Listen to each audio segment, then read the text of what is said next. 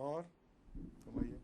حضور میرا سوال یا آبزرویشن یہ ہے کہ انسانی تاریخ میں یہ پہلا موقع ہے کہ جس طرح حضور خطاب فرماتے ہیں، خطبہ ارشاد فرماتے ہیں کہ ساری دنیا میں اس کو سنا جاتا ہے اور مختلف قسم کے سامعین ہوتے ہیں حضور کے سامنے، جو سامنے بھی نہیں ہوتے، یہ بھی ایک پہلا موقع ہے۔ تو اتنی مصروفیات میں سے جو حضور کی بے شمار مصروفیات ہیں، ایسے خطبات کی تیاری کیسے اور کب حضور فرماتے ہیں؟ تیاری جو ہے وہ تو بعض دفعہ سلسلہ چل رہا ہوتا ہے، اس میں از خود ہی وہ سلسلے مجھے آگے آگے چلا رہا ہوتا ہے۔ بعض دفعہ ایک لفظ بھی دماغ میں نہیں ہوتا جب میں خطبے کے لیے کھڑا ہوتا ہوں۔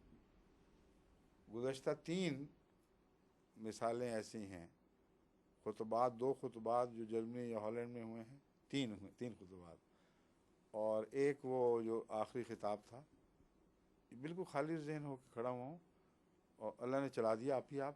میں حیران ہو رہا تھا کہاں سے خیالات آ رہے ہیں۔ تو اللہ تعالیٰ جب انسان دعا کرے تو ایک رو چلا دیتا ہے، وہ از خود چلتی ہے۔ اور بسا اوقات وہ خطبہ جو بغیر تیاری کے ہو وہ زیادہ بہتر ثابت ہوتا ہے اس سے جو تیاری کر کے دیا گیا تھا۔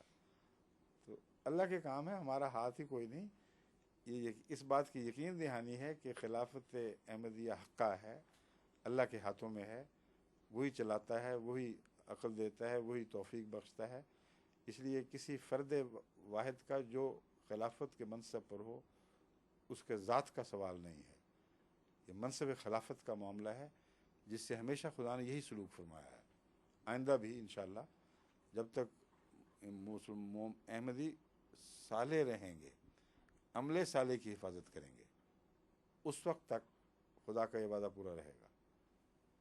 وعد اللہ الذین آمنوا منکم وعملوا الصالحات، یہ شرط نہ بھولنا، مولوی بن جائیں گے، ورنہ جس دن ایمان رہ گیا، عمل صالح نہ رہا، اس دن احمدیت ختم ہے۔